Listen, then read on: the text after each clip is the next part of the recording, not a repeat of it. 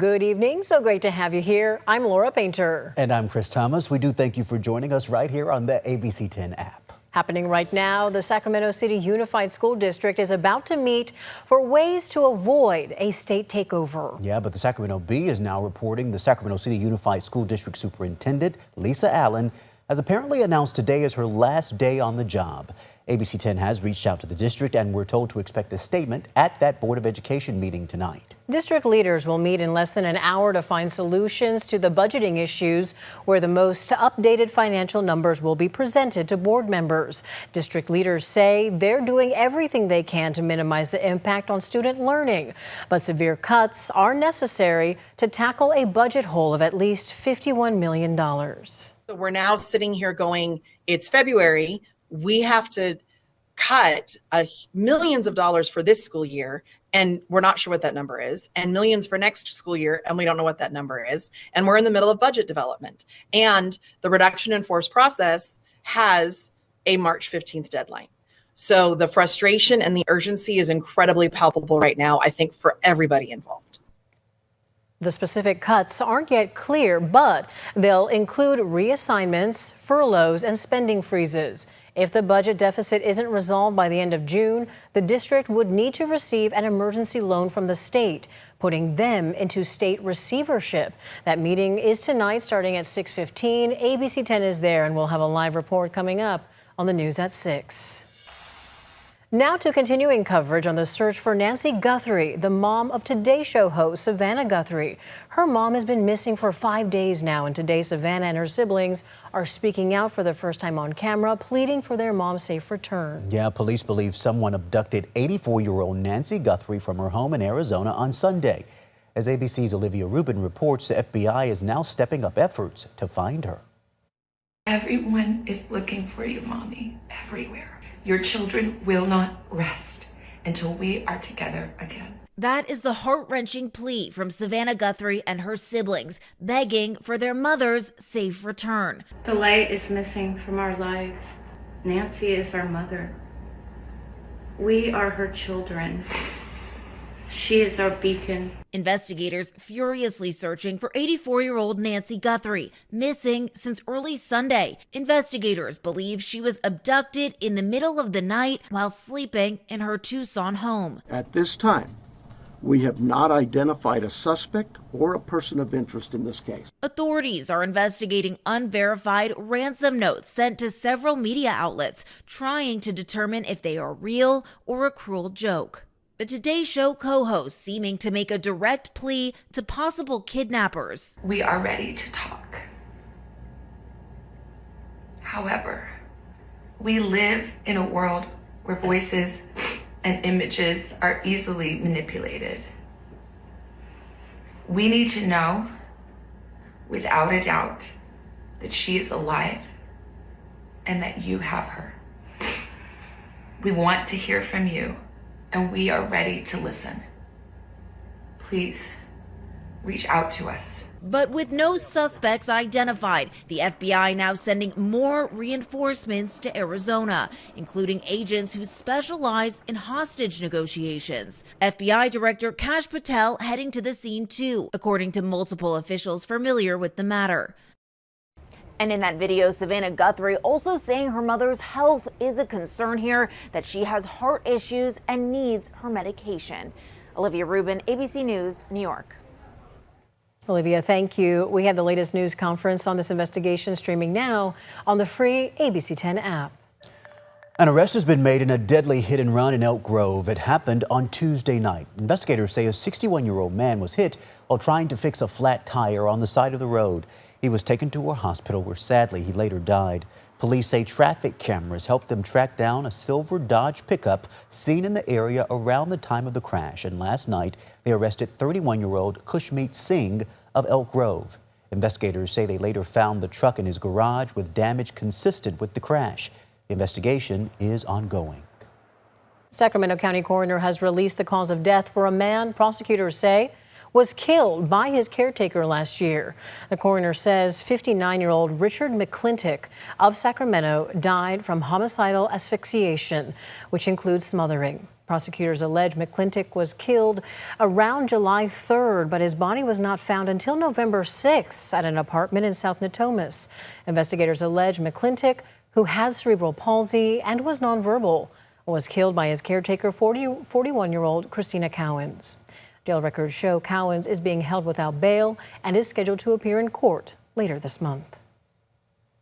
In the LA area tonight, at least 3 people are dead and 6 are injured after a car crashed into that grocery store in Westwood. Fire officials say the driver hit a person on a bicycle, then continued down the road, crashing into a 99 Ranch Market. Officials say the people who became trapped under the car just did not survive. 2 others are said to be in serious condition as we speak. Police say the driver is a woman in her 70s who is cooperating with investigators. They say it all appears to be accidental. Oh, we have continuing coverage of that massive power outage in downtown Stockton. It was caused by a train derailment. Take a look at this drone footage right here on your screen from the scene Monday. Work is continuing and businesses tell ABC10's Gabriel Porras they are still recovering. For a restaurant in downtown Stockton, there's almost no more important time than the lunch rush. But on Monday, it was a pretty bad day. Businesses like Jose Galvan's restaurant, Fed, couldn't open at all. About 8 a.m., power went out. We lost a few $1,000s in product, meats, fish, things like that. A Union Pacific train derailment caused that massive power outage, impacting 17,000 Stockton PG&E customers. I imagine a lot of people were impacted. So was the downtown restaurant where Mary Pan works. Monday was all bad for us because everything's shut down, and especially we have a walk-in fridge and we have things that meat and stuff that's sitting there. We lose our hours, we lose our money and the shop money, and then things that have to be tossed out. It was not a situation where it was something that could have been done to make it preventable on our end. Because of that, PG&E says it may not be able to reimburse those impacted. In an update Thursday, Union Pacific said the damaged cars have been cleared from the tracks and the tracks have been repaired. The rail company has not responded to interview requests. I'm not sure if it's PG&E's fault, but hopefully there's some resources out there to help people out that suffered financial loss. While traffic has now returned to this critical stretch of railroad, the impact isn't over. We're going to need to, rebuild and have towers in that area, and not kind of the fix that's there right now, which is fine for right now, but it's not a permanent fix. You figure, about $1,000 in sales plus a couple $1,000s of products that had to be tossed out. Hopefully there's a way for us to reach out to them and maybe put a claim in or something. That was ABC10's Gabriel Porras reporting. Days after the train derailment, California Congressman John Garamendi called for a bipartisan Railroad Safety Act. Some of the suggestions include requiring 2 crew members to operate a train, requiring railroads to use defect detectors to help prevent derailments, and holding railroads accountable for safety violations with increased fines. Garamendi says the goal of this rail safety bill is to cover sensible things. Rail safety is very, very important for the communities. These railroads and the rails run right through the community. I was thinking about Davis, California. I could just go right on down the line, Sacramento. All of those communities are affected by the railroads. And this rail safety bill covers sensible things. Coming up, Marysville is celebrating turning more than 100 years old today. We're walking you through the city's rich history next. And later, the Super Bowl is just days away. And yeah, that guy there, the headliner, Bad Bunny, is getting ready to make us all dance. Tracking our weather pattern flip when rain and snow arrives.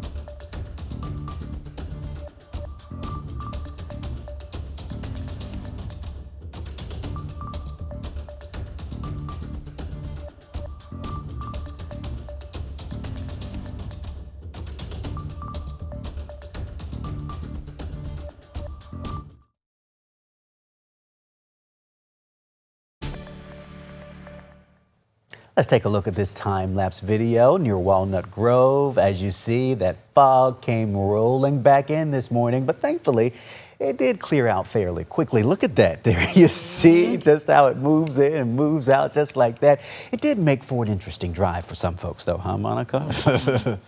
Yeah, it certainly was difficult in the nighttime when we were, trying to get done with our shift here. So we've just been having hours and weeks of this, actually. Right. It's been that back and forth pattern with no rain. No snow, right? And people are saying, okay, I actually would like a little rain. That was after getting totally soaked at the end of December, early January. Now we're starting to see that pattern flip once again. Here's a look at what we're tracking. First and foremost is going to be the drought update, because we did get a new update for today. Second is going to be some weekend cooling. And then we actually have a pattern flip coming next week. So we're going to continue to track all three of those as we dig in this forecast. All right, let's get to it. Our drought update. Well, here we have it. And basically it's just a little sliver right on the northwest corner of California. Not much, just less than 1% of abnormally dry conditions. That's actually one of the places in the state that is one of the wettest. So it's not too much of a surprise that they're going to be the first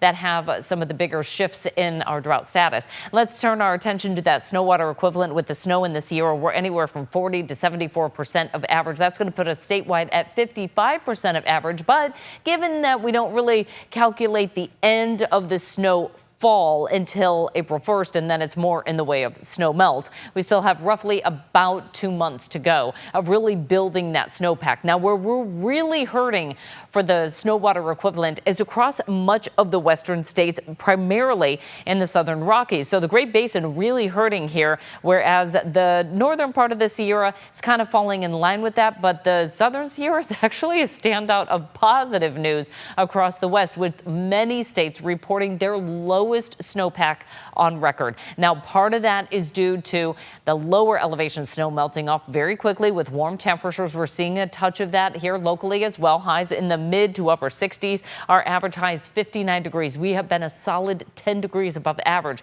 for the past 2 days now. Our temperatures still in the 60s to right around 70 throughout the valley, with 42 for Tahoe. Sunset was at 5:33. Moving into the forecast tonight, we pick up cloud cover. There's a weak little weather system moving through Southern California, bringing us some light showers and the potential for some snow flurries in the central and southern Sierra. But that's also helping to weaken that high pressure ridge. And in comes a couple of weather systems next week that bring us widespread chances for rain and snow. Kind of opening things up late Sunday into Monday. The Bay Area is dry. It's going to be a beautiful forecast for the Super Bowl. But by the time we get into the middle of next week, we start to see more connectivity with a chance of rain and snow developing in the forecast. Nice to kind of turn the tide there.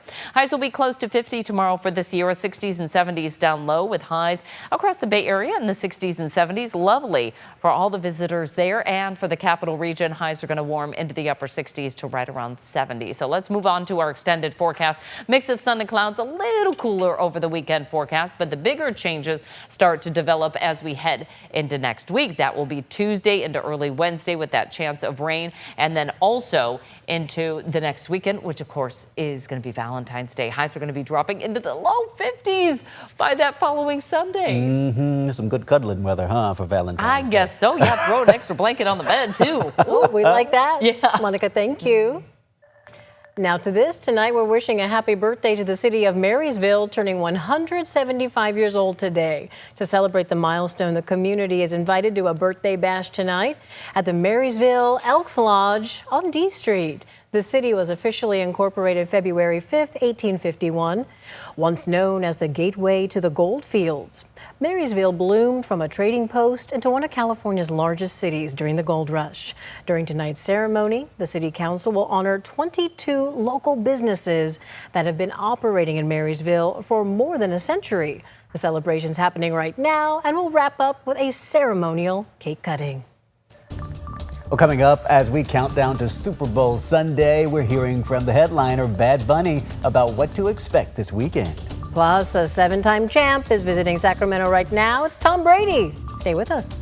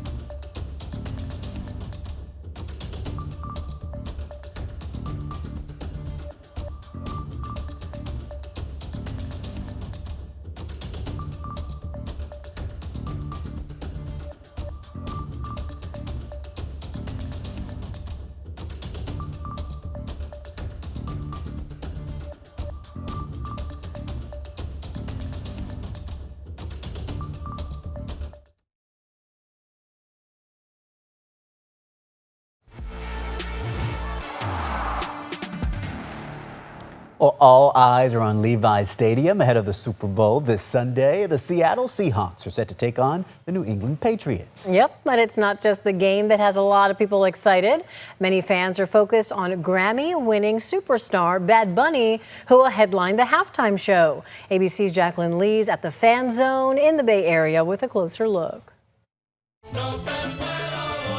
Bad Bunny, whose real name is Benito Antonio Martinez Ocasio, headlining the Super Bowl 60 halftime show. Fresh off his 3 2026 Grammy wins, including Album of the Year for his record-shattering album Debí Tirar Más Fotos, the first Spanish-language album to take home the top prize. Reflecting on the whirlwind he's been experiencing and what this performance means to him and his culture. I know where I come from, but I also know where I can go. Bad Bunny, who was born and raised in Puerto Rico, is expected to give a performance jam-packed with rhythm and salsa, bringing Latin culture to a global stage, performing only in Spanish, but staying tight-lipped on what we can expect. I don't want to give any spoilers. It's gonna be fun and it's gonna be easy, and people only have to worry about dance. I know that I told them that they had 4 months to learn Spanish. They don't even have to learn Spanish. The star wrapped up a sold-out 31-show residency in his native Puerto Rico and is in the middle of his world tour, but skipping any other performances in the United States due to concerns about immigration crackdowns. There was some backlash from conservative critics last fall when Bad Bunny was announced as this year's headliner, citing his Spanish-language performances in outspoken support of immigrants. Bad Bunny saying his biggest feeling has been grateful. I feel more excited about the people than even me, about my family, about my friends, people that I know that they always have believed in me, and they happy because this moment, the culture. And in a Super Bowl halftime first, there will be a multilingual signing program featuring the Puerto Rican Sign Language, which is unique for its grammar and rhythm. Jacqueline Lee, ABC News, San Francisco. Jacqueline, thank you. And we told you about a Sac State alum in the Super Bowl, but a Stockton native will also be playing for the Patriots this weekend. Jeremiah Farms Jr. is a defensive tackle. He stopped by 2 Stockton high schools today, joined by his mother. These photos were shared by Stockton Unified. His stops included Stagg and Edison High School. Jeremiah graduated from Stagg High in 2014. He began his college career at Sacramento, then transferred to Delta Junior College. So we just have so many local athletes making us proud, and it just goes to show how much talent we have in this region as well. We certainly do. Definitely rooting him on, shining bright, our local stars. Very well done. I like his sweater too, that grades, reminding us all to be multi-talented just like him. Remember, we have team coverage in the Bay Area right now. They are at the Palace of Fine Arts, where the NFL Honors Awards are taking place right now. And that coverage will continue throughout the week until Sunday. As we continue the countdown to Super Bowl Sunday, a 7-time champ is visiting Sacramento right now. You know this face, Tom Brady. He met fans at Doco today. ABC10 was there. You can see tons of fans filling Doco. He's there to celebrate the recent opening of his Card Vault store, which specializes in trading cards and other sports collectibles. Brady took the stage outside Golden One Center's main entrance. Tom Brady is a Bay Area native and grew up as a 49ers fan. Well, coming up, it is that time of year. Let's fill the boot. Hundreds of local firefighters are raising money for a good cause.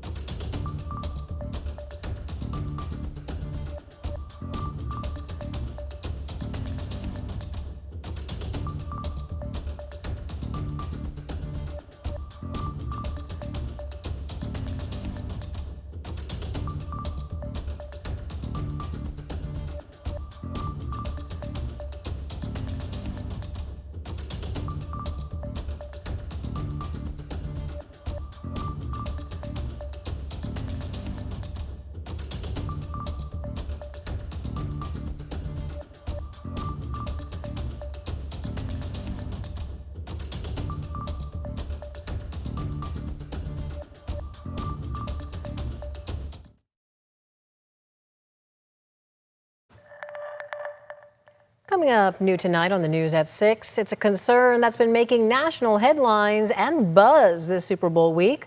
What's going on with the substation next to Levi Stadium and why some are questioning player injuries? We have a closer look and more coming up tonight at 6.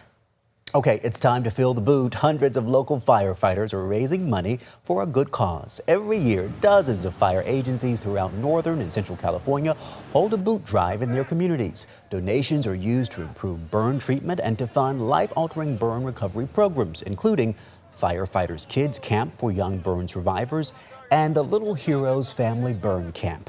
The fundraiser goes on through the weekend at Sunrise Boulevard and Greenback Lane in Citrus Heights. If you can't make it out to where they're collecting donations, you can always donate online. Just head to our website, abc10.com, for more information. And thankfully, they had some beautiful weather to get out there and do that today. Next week would be a different story, right? With the rain. Exactly. I don't know if it would change how much they get in those booths. If people are like, just go, we'll give you the money now. Go under the umbrella or something like that. But gorgeous weather, a great cause. And we appreciate all the hard work that they do, too, in our communities. So thank you so much for joining us. Watch us anytime, any day in your schedule on the ABC 10 streaming app. We'll see you next time.